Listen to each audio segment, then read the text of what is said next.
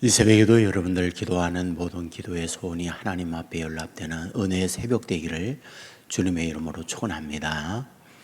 오늘 본문에 보면 내가 알지 못함이니라 이 말씀이 반복됩니다. 2절에 보면 내가 알지 못함이니라, 5절에 보면 내가 알지 못함이니라, 6절에 보면 알지 못함이니라 라고 되어 있습니다.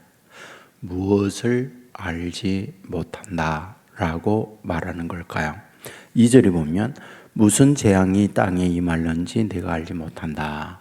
5절에 보면 바람의 길이 어떠함과 아이 벤 자의 태에서 뼈가 어떻게 자라는지 내가 알지 못한다. 6절에 보면 씨를 뿌리고 잘 될는지 안 될는지 알지 못한다 라고 되어 있습니다.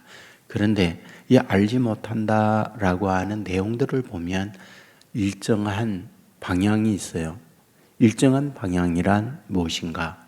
현재에서 미래에 대하여 알지 못한다. 이 부분을 말하고 있습니다. 재앙이 땅에 임할는지, 앞으로 그런 일이 일어날는지, 바람의 길, 바람이 불면 그 바람이 이리로 갈까 저리로 갈까, 또는 씨를 뿌려서 미래에 풍년이 될까 흉년이 될까, 이것을 오늘에 너는 알지 못한다. 이 부분을 우리에게 말하고 있습니다. 맞죠? 우리는 우리가 살면서 건강하게 살던 우리의 이웃이나 나 자신이 어느 날 덜컥 중병에 걸려서 신음을 하거나 세상을 떠나는 경우를 보면 인생이란 유한하구나, 인생이란 저런 존재구나, 인생이란 어떤 일이 어떻게 일어날는지 가늠이 어렵구나, 이런 부분을 우리가 알게 됩니다. 우크라이나 전쟁이 발발이 돼서 전쟁 중입니다. 전쟁으로 인한 세계 곳곳에 문제들이 발생이 되고 있습니다. 많은 학자들이 이야기하죠. 우리가 전쟁을 통하여 알게 된 것이 상당히 어떤 군사적 무기라든지 어떤 군사적 훈련이라든지 이런 부분이 있어야만 자신의 자국 안보를 지킬 수 있구나, 이런 것을 전쟁을 보면서 알게 됩니다. 그런데요, 여러분, 이런 전쟁과 여러 가지 기술적 문제도 있지만 이번에 굉장히 깨닫게 된 것이 뭐냐 하면 식량 안보가 군사적 안보보다 더 심각하구나 하는 걸 학자들이 말을 합니다. 우크라이나는 세계 곡창지대라고 이야기합니다. 그곳에 밀 생산이라든지 농사일을 하지 못하게 되니까 세계 곳곳에 식량난이 어마어마하게 가중화가 됐다, 이런 보도를 접하게 됩니다. 아프리카는 계속적인 문제가 발생이 돼요. 가뭄이라든지 이런 여러 가지 문제로 인하여 지금 기아 상태에 있는 이들이 너무나 많아요. 그런데 이런 여러 가지 식량난의 어려움을 겪고 있는데 동시에 인도에도 밀 생산을 통하여 세계 수출을 감당하던 이런 나라가 밀 생산의 위기가 되다 보니까 밀 생산 중단을 하고 수출을 중단하다 보니까 물가가 곱절이나 폭등이 된 거예요. 그러면 우리나라는 어떤가? 우리나라 자국 생산의 양식의 20%를 책임진다고 그럽니다, 현재. 그리고 80%는 곡물 수입을 하는 게 우리나라라고 얘기해요. 주 수입하는 것이 미국과 호주랍니다. 그런데 이런 우크라이나 전쟁과 함께 곡물 폭등이 되다 보니까 지금 곡물 수입 단가가 50%가 상승이 됐다고 그럽니다. 그러면 앞으로 어떻게 될 것인가? 거의 100% 상승이 될 걸로 보고 있어요. 그러면 이로 인한 물가 상승이 어마어마한 압력을 받게 되어지고, 다시 말하면 이제 우리나라도 식량 안보를 준비하지 않으면 안 된다, 전문가들이 이렇게 얘기합니다.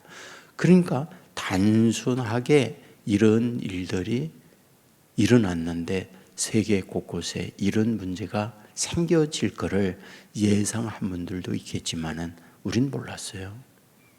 여러분 코로나19가 온다든지 오미크론 변이라든지 이런 게 있을 줄 알았습니까? 북한 보세요. 꽁꽁 국경을 가로막고 모든 것이 출입을 중단하고 그랬지만 지금 굉장히 세계보건기구가 북한은 위험하고 위험하다 그 얘기를 합니다. 여러분 우리나라가 오미크론이라든지 이런 걸 강타함으로 말미암아 세상을 떠난 분들 많이 있잖아요. 누굽니까? 젊은이들은 거의 없어요. 연세 많은 분들이 세상을 떠나는데 연세 많은 분들 가운데도 누구? 지병을 앓고 있던 분들, 소위 면역 체계가 약했던 분들이 세상을 떠났습니다. 문제는 북한이 영양 실조가 거의 태반이라고 그럽니다. 젊은이들도요 영양 실조로 인해서 면역 체계가 다 망가진 상태랍니다. 그렇기 때문에 어마어마한 사람들이 북한은 죽어갈 거다. 지금도 계속 이런 일이 벌어지고 있다. 이런 이야기를 하고 있습니다. 무슨 얘기입니까? 우리가 예상 못한 일들을 우리는 만나고 있다. 앞으로도 마찬가지입니다. 저와 여러분의 미래에 어떤 일이 기다리고 일어날지 우리는 몰라요. 그런데 굉장히 아이러니한 말씀을 하고 있어요. 역설적 말씀을 본문에서 하고 있습니다. 1절 말씀에 보면 너는 내 떡을 물 위에 던져라 여러 날 후에 도로 찾으리라 라고 말씀을 하고 있습니다. 그리고 2절에 보면 7에게나 8에게 나누어 질지어다 무슨 재앙이 땅에 임할는지 내가 알지 못함이니라 이렇게 되어 있어요. 이게 무슨 말일까요? 이게 씨뿌림이거든요. 씨뿌림이 없이는 거두지 못한다. 뿌린 것이 있어야 거둔다. 무슨 말일까요? 예상이 가능하다 이 부분을 얘기하는 거거든요.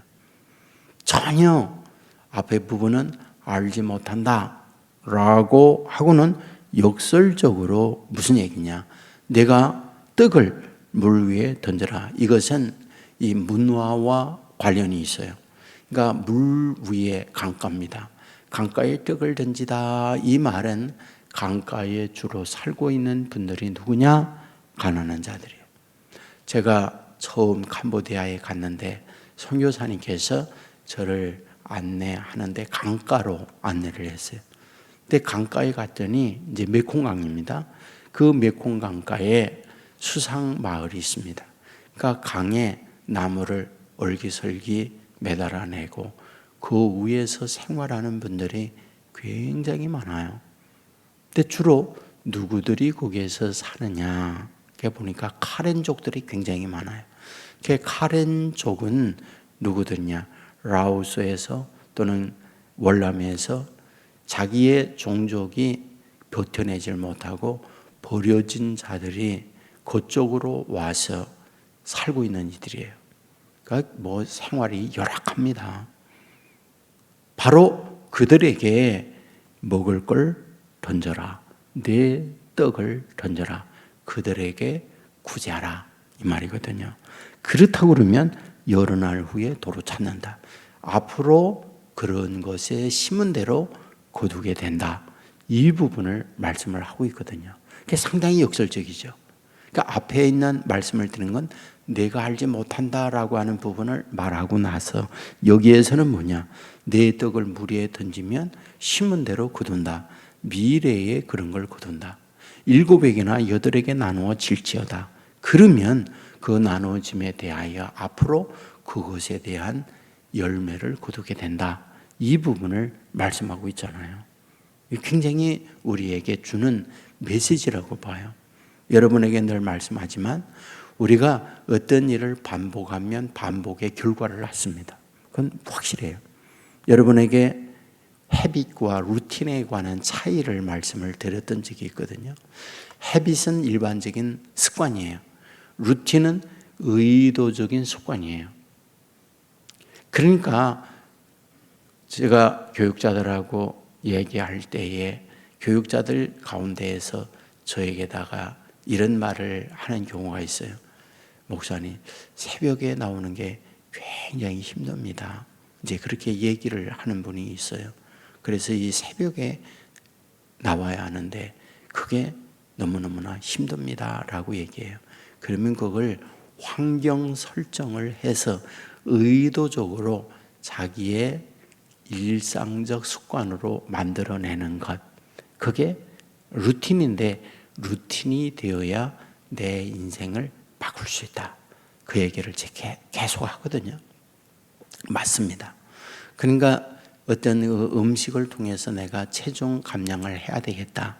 그러면 의도적인 자기의 습관을 만들어야 돼요.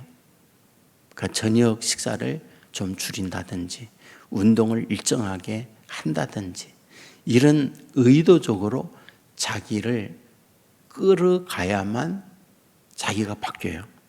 그거 안 되면 바뀌지 않습니다. 그러니까 여기에서 말씀하고 있는 것처럼 미래에 대한 것은 오늘 내가 어떤 일을 함에 대하여 결과물이 오게 되어 있어요. 그건 틀림없습니다. 예? 그러니까 노후에 어떤 자기의 삶을 고단하지 않기 위하여 젊은 날에 자기의 투자를 해야 돼요. 그래야 그 투자의 열매로서 노후에 어떤 결과물을 얻어낼 수 있는 거잖아요. 그렇기 때문에 여기에서 있는 그대로 강가에 떡을 던져라. 이것은 미래를 위하여 준비하는 거예요. 또한 7에게나 8에게 나누어 줄지어다. 그러면 반드시 거기에 대하여 재앙이 임하는데 그때에 그들을 통하여 내가 도움을 얻을 수 있다. 이걸 얘기하고 있는 거잖아요. 여러분들 초대 연세대학 총장을 지낸 분이 계세요. 그분이 평양 종주 사람이거든요. 그 유교가 발달이 됐을 때에 그분이 피난 왔어요. 그 피난을 오다가 인민군에게 붙들렸어요. 그래서 이제는 죽었구나 하고 갇혀 있는데 밤중에 자물쇠가 감옥인데 열려요.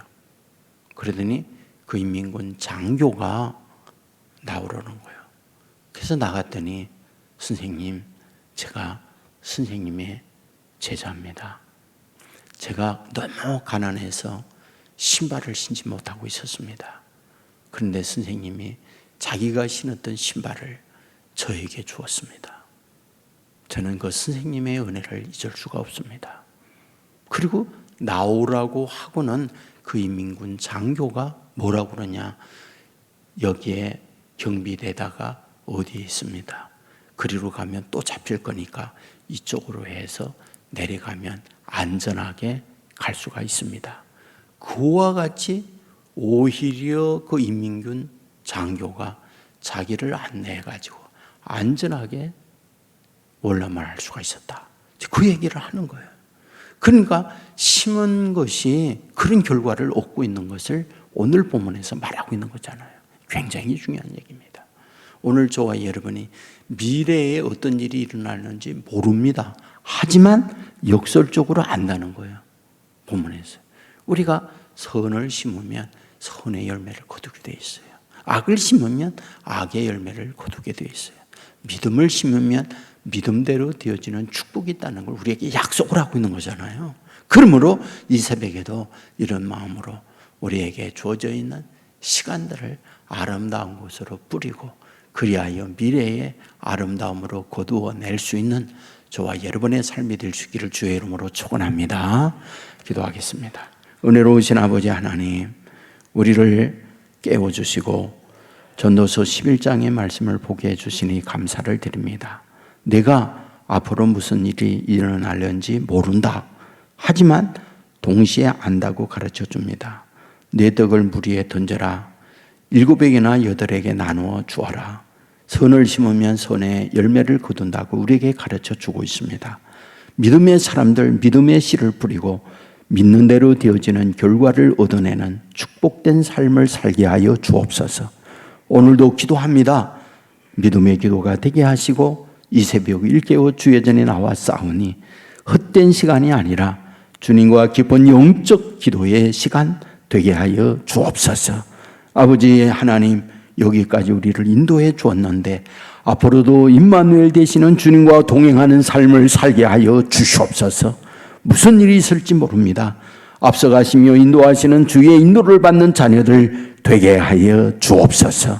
아버지 하나님이여, 특별히 주의 자녀들의 가정에 성령이 다스리고 주의 은혜가 넘치는 가정이 되어서 행여 힘들고 어려운 일이 있을 때 그 모두 어두운 영들을 물리쳐 주시옵소서. 질병으로 아파하는 자녀들이 있습니다. 병상에 있는 자녀들 주님이 친히 신방하여 주옵소서. 만져 주옵소서.